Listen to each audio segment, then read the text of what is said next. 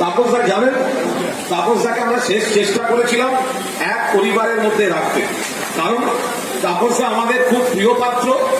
তাপসদার দরজা সারা দিন সারা রাত মানুষের জন্য, কর্মীদের জন্য খোলা থাকে। তাপসদা যেভাবে মানুষকে পরিষেবা দিয়েছেন অতীতেও, সেটা রাজনীতিবিদ তাপসদার একটা বড় ফ্যাক্টর। যখন তখন যে কোনো কর্মী, দলের কর্মী তাকে পায়। কিন্তু দুর্ভাগ্য, রাজনীতির ময়দান আমরা একটা উল্টো দিকে পড়ে গেছি।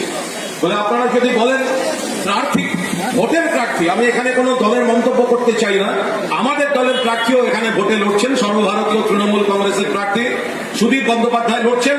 আবার প্রার্থী হিসেবে ব্যক্তিগতভাবে তাপসদাকে আমি কোথাও জনপ্রতিনিধি হিসেবে 1 ইঞ্চি পেছনে রাখতে পারবো না, কারণ তাপসদা মানুষ হিসেবে, সংগঠক হিসেবে দরজা খুলে, মন খুলে মানুষের জন্য কাজ করে। দুর্ভাগ্য